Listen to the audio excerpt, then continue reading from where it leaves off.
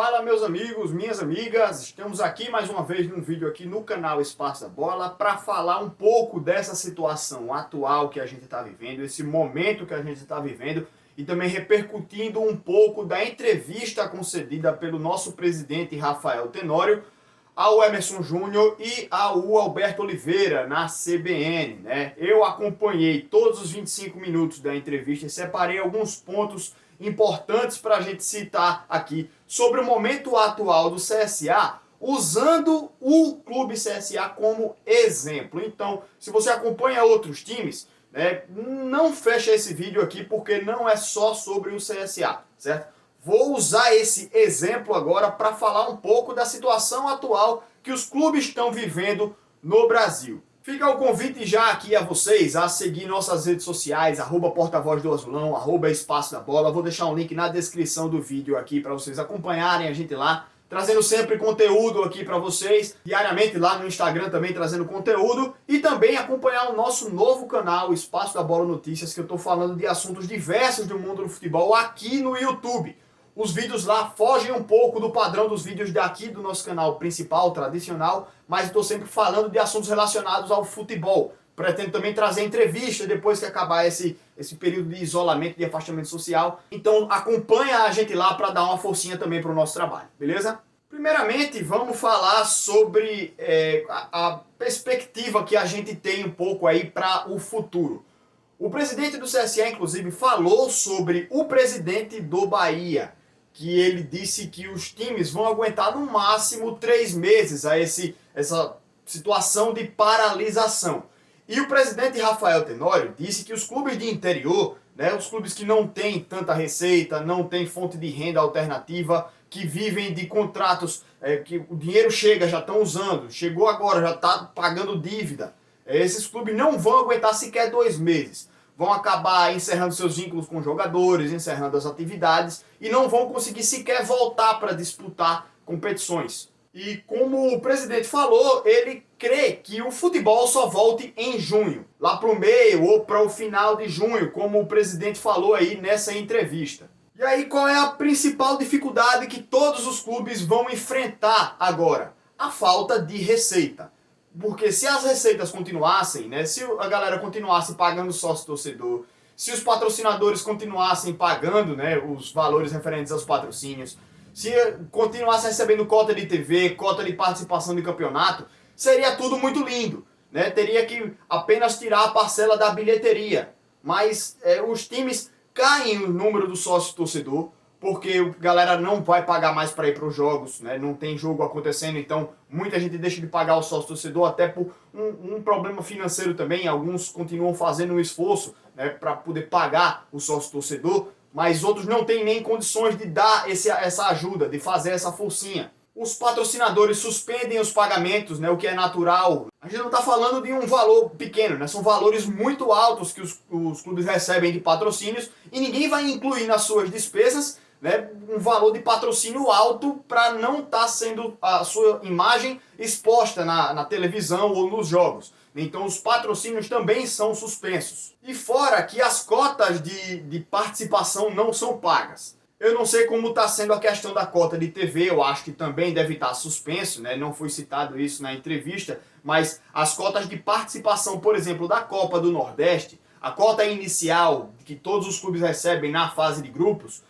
não foi paga integralmente. Essa cota é paga por partes. E o presidente citou que apenas 70% dessa cota foi paga até agora. Não foi paga integralmente. Então os clubes ainda não receberam a cota final da Copa do Nordeste. Até porque a Liga também perde muito da sua receita. E não tem como pagar os clubes, né? O que acontece então? Apesar dessa queda de receita dos clubes, eu sempre defendi aqui que a CBF deveria fazer algo para auxiliar os clubes menores.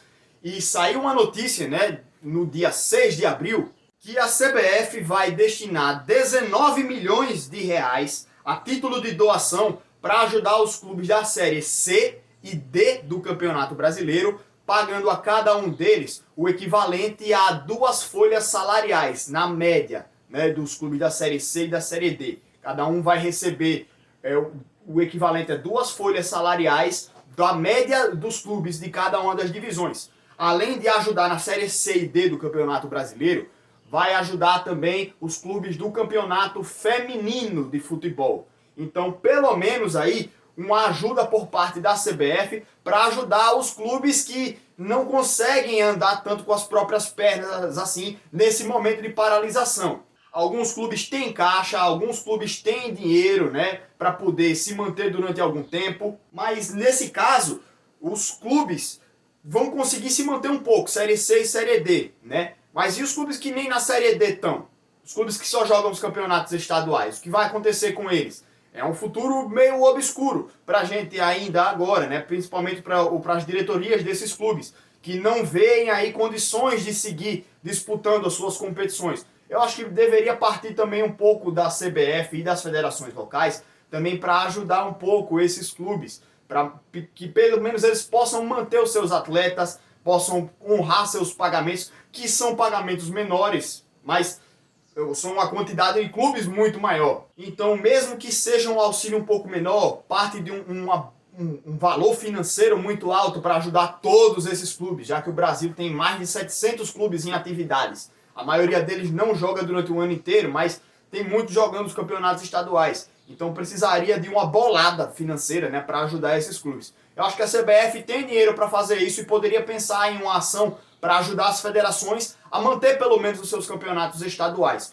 Como foi citado, inclusive, por uma reunião dos clubes da Federação Paulista de Futebol, que eles disseram que acham mais fácil voltarem os campeonatos estaduais do que o brasileiro, do que as competições internacionais. Porque os campeonatos estaduais, você evita viagens longas, você evita translados de avião, né? Você evita aglomerações em rodoviárias, você tem trajetos menores, você evita muitas aglomerações, você evita espaços confinados em aviões, você evita essa necessidade. Os clubes podem fazer diretamente a viagem de um CT até outro, né? Até o seu alojamento, até onde os clubes vão jogar. E aí é mais fácil de você controlar essa questão da logística, se for no seu próprio estado. Mas, como eu falei, o futebol não vai voltar agora, né? Então, estaduais agora em maio, eu acho muito improvável, inviável. Então, provavelmente, como o presidente Rafael Tenório falou, só lá para junho mesmo. Além disso, a principal ideia que se tem agora é que o futebol volte para que pelo menos possa movimentar os clubes, possa gerar receita de televisão e que pelo menos os clubes tenham ainda a volta dos patrocínios, que os clubes tenham a volta dos direitos de televisão, que as competições voltem a acontecer, os patrocinadores voltem a veicular suas imagens. Eu acho muito difícil que todos os patrocinadores possam voltar, porque a economia tá muito afetada por toda essa situação. Então é capaz de ter uma redução natural da quantidade de patrocínios de cada clube. Mas pelo menos você teria uma movimentação. O que acontece? A volta do futebol seria com portões fechados. E o presidente Rafael Tenório é totalmente contra esse tipo de situação. Porque você vai precisar fazer, como ele citou, alojamento de jogadores, os hotéis estão fechados. Como é que faria para os times irem jogar, por exemplo, no interior? Ou quem vem jogar aqui em Maceió, como é que faria? Então, até nisso daí, só os estaduais seriam mais viáveis de voltar agora às competições, na minha opinião. Porque muitos times fazem isso, né? Pega um ônibus do seu CT, viaja, joga e volta. Logo depois do jogo. As viagens são mais curtas. Então dá para você fazer esse translado. É mais cansativo? Mas é uma solução alternativa para esse quesito de alojamentos. É claro que teria que ter uma proteção bem maior aos jogadores, aos funcionários do clube, né? Para evitar o contágio pesado, porque os ônibus vai estar todo mundo junto lá dentro do ônibus no translado. Então precisaria de uma política de teste de jogadores, né? Algo para proteger todos os funcionários que estão envolvidos aí na execução da partida. Fora isso, você também tem gastos com aluguel de ambulância, pagamento de arbitragem, translado dos árbitros que a gente tem que pagar também, aluguel de estádio, como por exemplo o Rei Pelé aqui em Maceió é um estádio que é alugado. Então as despesas que os clubes têm com o estádio são muito grandes. Do CSA por jogo chega a ser em torno de 50 mil por jogo. Às vezes bem mais, eu já vi jogos que o CSA teve despesa de mais de 100 mil reais. Mas então, é mais uma despesa para os clubes se preocuparem. Sem a receita, sem o dinheiro entrando, que muitos clubes do interior, por exemplo, não têm uma renda muito grande. Não conseguem usar a renda para bancar as suas contas. Mas pelo menos o valor que é da venda de ingressos paga as despesas daquela partida. Então, pelo menos nisso daí aliviaria um pouquinho. E seria outro gasto para os clubes se tivessem jogos com portões fechados. Isso daí eu deixo um pouco para vocês discutirem. Vocês preferem a volta com portões fechados, que pelo menos movimenta patrocínio, televisão e as competições? Ou vocês não querem jogos com portões fechados, só querem jogos quando voltarem ao público, como falou aí o Rafael Tenório? Cita aí qual a sua preferência. Fica a cargo de vocês aí comentar um pouco as opções que a gente tem nesse momento agora. Para encerrar aqui, na entrevista eles falaram também sobre o Mutange, a Braskem, o Nelson e o novo CT. O que acontece? O cronograma de pagamento da Braskem não foi afetado, segundo o próprio presidente Rafael Tenório falou. Então a Braskem vai seguir pagando, a Braskem vai pagar o aluguel do Nelson e vai fazer o pagamento da indenização do CSA pela desapropriação do Mutange. O valor do Mutange não foi revelado pelo presidente, não está sendo revelado, tem uma cláusula de confidencialidade, no quesito dos valores, mas o valor acordado pelo Mutange, a indenização, foi acrescida do pagamento de 2 anos do aluguel do Nelson Feijó. E o presidente do CSA disse que esse valor da indenização está sendo utilizado lá para as obras de readequação, que deve ter sido gasto algo em torno de R$500 mil até hoje e deve chegar a R$550 mil nos próximos dias. Um valor, como ele disse, foi gasto, não foi investido, porque quando o CSA sair do Nelson, vai ter que deixar toda a estrutura que construiu lá, infelizmente. As obras do Nelson devem estar prontas até o próximo dia 30 de abril, ou até um pouquinho depois disso daí, mas em torno do dia 30 de abril devem estar prontas as obras do Nelson. Mas esse valor está saindo não dos bolsos do CSA, não do caixa do CSA, ele está saindo do valor da indenização que o CSA está recebendo da Braskem e está sendo utilizado lá, está sendo gasto lá para adequação da infraestrutura que tem lá no Nelson para que o CSA possa utilizar de maneira adequada nesses próximos meses, nos próximos anos. Esse valor da indenização ainda foi dito que vai ser utilizado 100% para comprar o terreno do CT e para a construção do novo CT. O próprio Rafael Tenório disse que se faltar alguma coisa para o CSA nesses meses aí, ele vai botar no próprio bolso.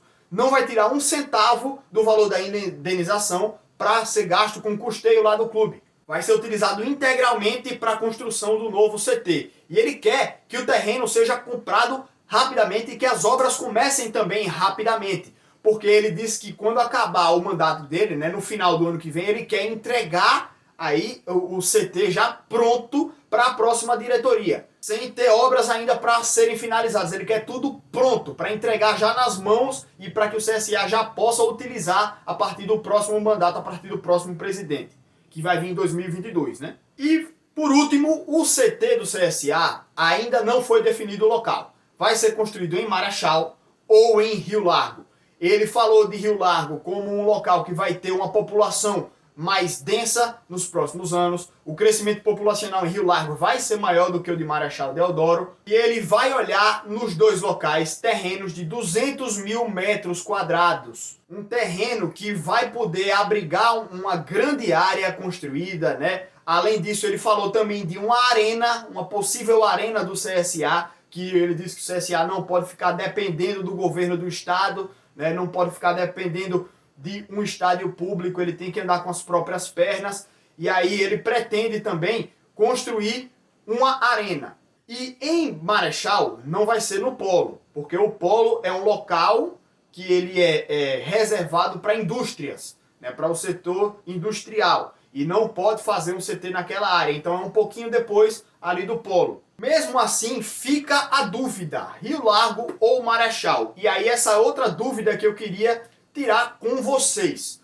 Você prefere o CT em Marechal, que seria uma área de acesso mais tranquilo, já que a pista é duplicada, não tem tanto trânsito, inclusive os jogadores, os funcionários, que vão precisar se deslocar até lá, teriam uma movimentação mais fluida, mais tranquila, né? Porque você sairia lá da Jatiuca, Ponta Verde, que é onde os caras moram, ou então dos outros funcionários, né, que devem morar em locais bem diferenciados da cidade de Maceió, teriam um translado mais tranquilo ali pela AL-101 Sul. Ou você prefere em Rio Largo, que como o nosso presidente falou, vai ser um local mais movimentado de público. Tem o problema do translado, né? Só que Rio Largo fica mais próximo de alguns setores de Maceió.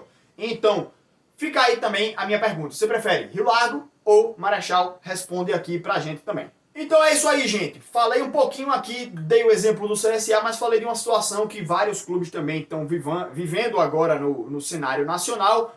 E fica aí também para vocês os questionamentos, para vocês interagirem aqui um pouquinho com a gente. Vamos falar um pouquinho aí, vamos movimentar aqui o canal, que faz uma semana também que eu não posto nada, né? Então aí, meus amigos. Grande abraço a todos, obrigado por acompanharem até aqui. Um grande abraço, até mais, falou e até o próximo vídeo.